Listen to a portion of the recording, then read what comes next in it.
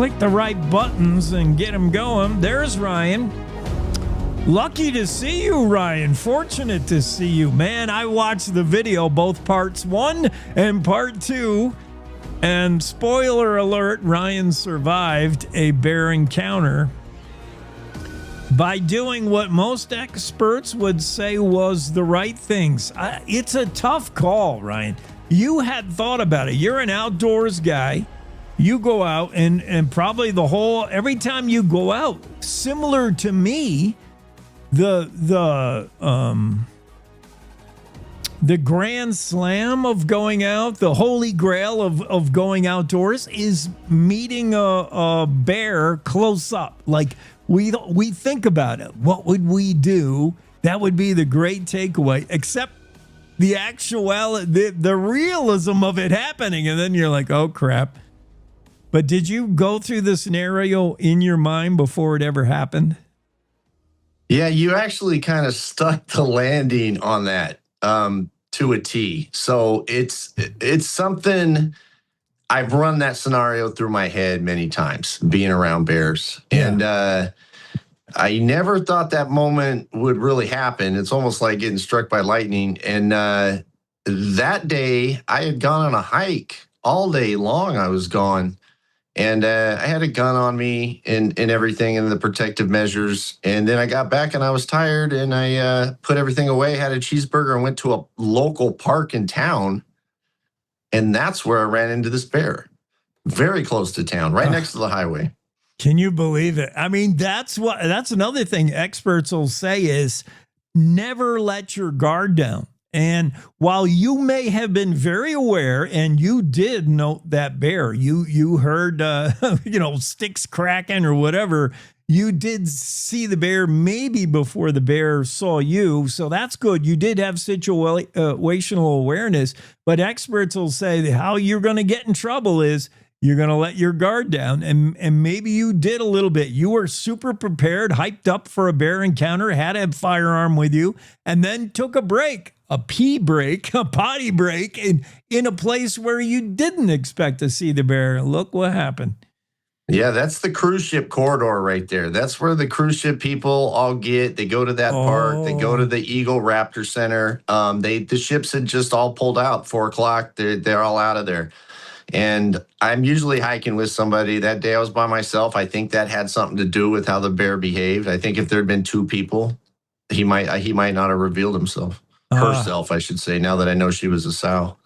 Ryan Lutes is with us. The story Mark Hines has on the Cowboy State Daily. Ryan was up there. You're not an Alaskan. What were you doing up there? So I actually was an Alaskan from 1991 to 1993. I was stationed in the United States Coast Guard up there. It was my first duty station. And I was up there visiting a friend off that ship who lives in Sitka now. Mm-hmm. And I go to Alaska at least once a year. So I almost exclusively vacation in all parts of Alaska. It's a very dynamic state. It's very different from one end to the other.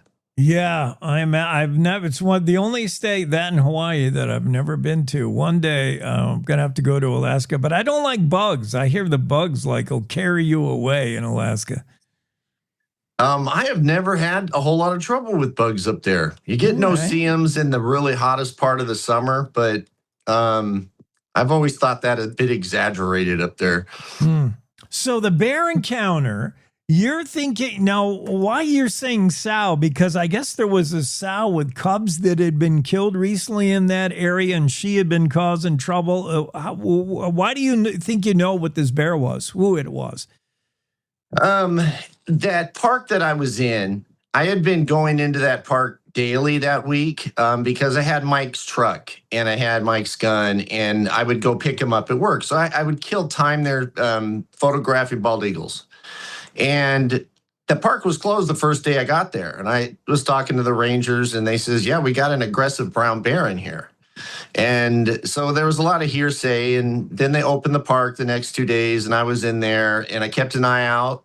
One of the days I walked right by some scat. I went and shot some bald eagles. I came back 15 minutes later, and there was another scat So I walked right by her and then back again.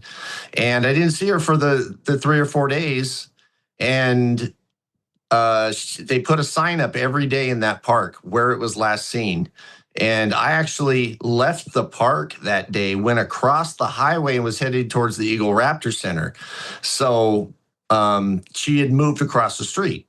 So now she was across the street in a very small patch of forest.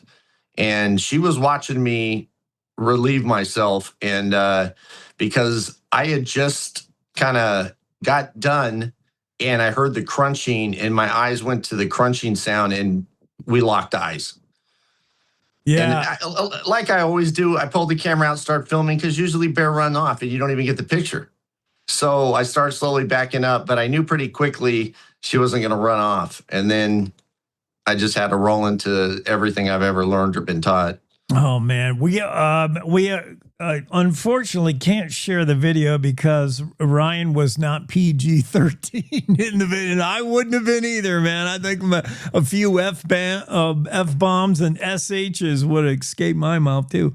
But I was wondering, what like of all the things to think of to do, Ryan, is to roll video. Like, I'm glad you did so we can see the whole encounter. But you're a photographer, so you know the importance of like capturing something, right? So that was one of the first things you did when you got a bear breathing like pretty darn close to was to like start video on. I would not have had the nerve to do that, I don't think. Yeah, I really tried from 2010 to 2015 to make it in photography, wildlife and landscape, and I just couldn't make it happen. But I still have all my equipment. I still do all my stuff. I use my Nikon camera with the huge zoom on it to fight that bear off. That was my weapon. And it's funny because in the first few minutes, I kept saying, put the camera down in case you got to run. And then I was like, this is the only thing you have on you. And so I just held on to it. And it's funny because once I knew I was in trouble, I kept the phone was down at my side. So I was kind of holding it in my hand. It was the iPhone and I'm shooting it. And I just remember thinking, you don't really need that hand right this second.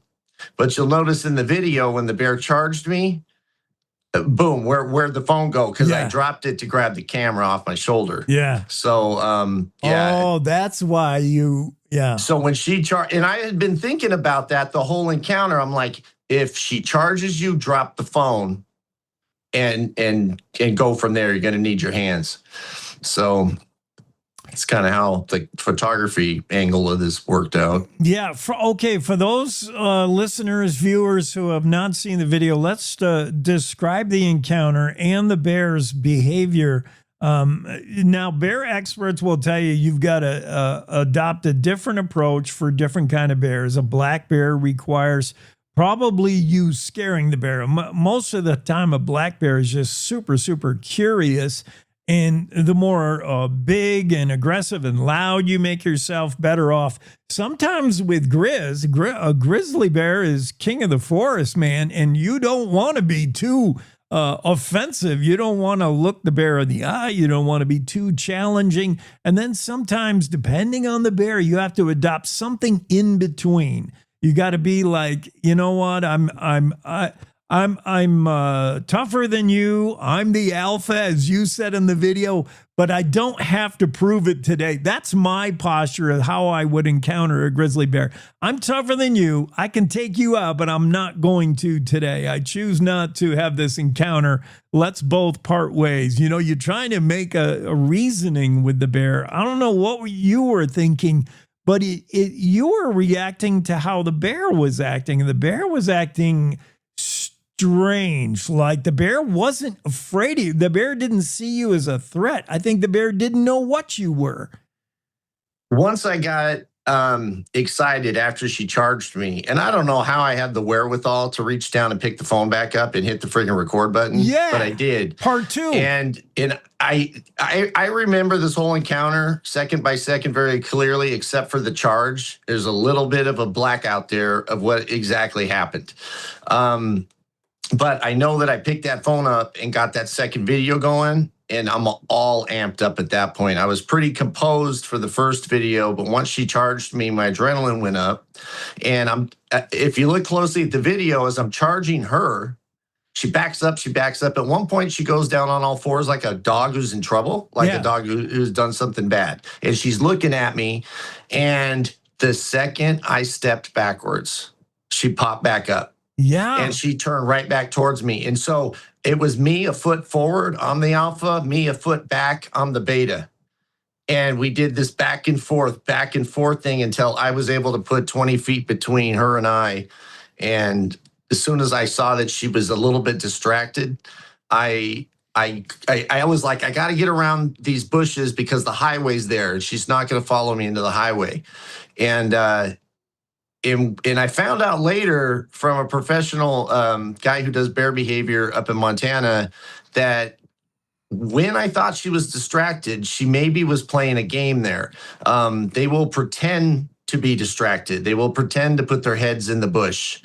And if you look at the very last part of the video where I decide to get out of there, you'll see her, she's got her heads in the bushes. And I say something like, she's going to eat berries now. It's better the berries than me. Yes. And I decided to go for it. But if I would have saw what the video saw, I wouldn't have ran because she took her head out of the bushes again and looked right at me right when I turned and ran.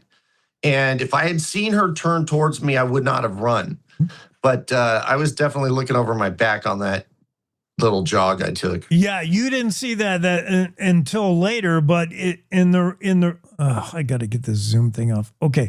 In the real time, yeah, it does look like the bear is like, okay, I'm done with you. I'm going to go over here and eat. But it was so weird. The bear did have one eye on the berry, but not really. And one eye on you, man. And waiting for you to make your exit. That was so weird. That bear behaved weirdly. And this was a circumstance where, I mean, it's just a reminder that every bear encounter is different. And the experts can tell you how to behave with this bear, that bear, but man, you got to read and react. You did so in real time. You watched what that bear was doing and you thought, man, the right approach here is to be an alpha in the way and show this bear that doesn't want to do business with me. And when it came to building adrenaline, fight or flight, you appeared to be ready to fight in round 2 of this and in the sequel part 2. It was so wild.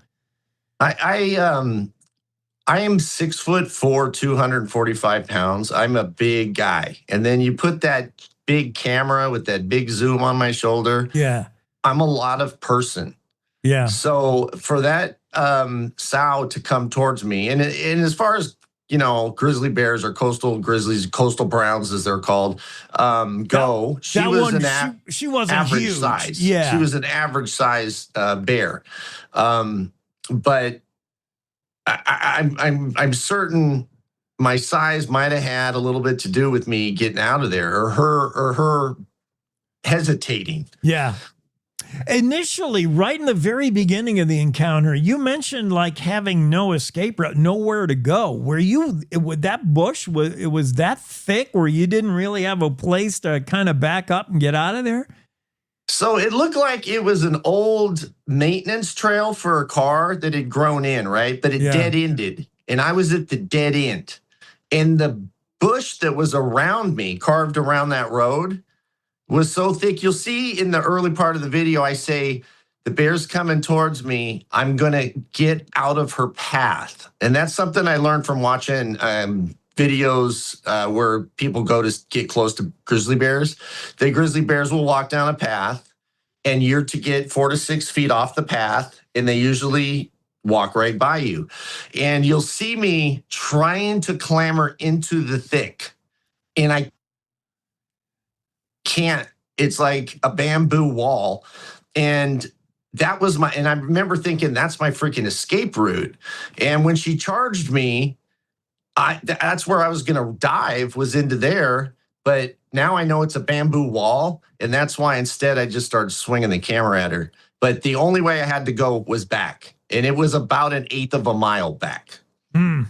It's such a weird scenario. Like we hear bear encounters, bear conflicts, that usually if it involves like an encounter that's physical or pretty close to it, it's usually a bear protecting either a food source or its cubs.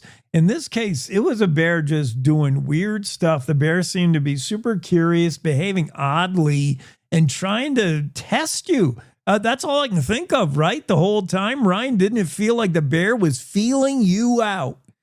Yeah. Again, referring to Casey up in Montana, he explained and showed me a lot of stuff I didn't know. I know a lot more now than I did before the bear encounter about the ears moving. And Yeah. the gentleman that I was staying with, my friend Mike, that I was stationed with in Sitka in the early 90s, he is a very cool, calm, and collected 100% Alaskan. You know, he's been a hunter. He's worked at the fisheries, hatcheries. He's been around bears for the last 30 years. And he is not a drama queen. And so I was excited to see what Mike was going to think. And Mike he didn't like just want to grab my phone and look at it. He says, "We'll watch it on the big screen tonight."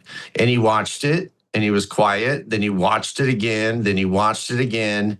And he was reacting the same as you. This bear's behavior is unpredictable and bizarre. And, you know, you had to react instant by instant. Yeah. I mean, there's disinterested bear, which is like really no encounter. You both walk away. Most of the time, even big grizzly bear, brown bear, black bears are going to be scared of you and just hightail it out of there. It's that aggressive bear that is even more predictable than this one. That's when you get that jaw popping. You'll get a bear standing on his hindquarters trying to get a whiff of you and will show some kind of aggression. You know, they'll do stuff, but this bear wasn't doing any of that, any of those things you can get a read on. It was smelling where you had walked, it looked like. It just felt to me like it was trying to figure out who you were and whether you were something to eat or something that was going to eat it. And you reacted, I think, perfectly there. The way you handled it, it was incredible. People, you got to read that story. Cowboy State Daily, Mark Hines wrote it up. It comes with video part 1 and part 2, thankfully. Ryan, you still going to walk in the woods? Heck yeah. More so than ever. I love it, man. I love it. I live in California, and I just can't stand that I'm not close enough to the woods here. That state's the home of the grizzly bear. You got it on your flag. They just tried to reintroduce grizzlies here, and that. it did not pass. I heard that. Hey, thanks for having me. Yeah, you bet. I'm glad everything worked out, and that's incredible. That's an encounter of a lifetime. I know you'll never forget it. Yeah. Thank you, Ryan. Hey, thank you. Have a good day. You too. Cowboy State Daily, Stacy Kess.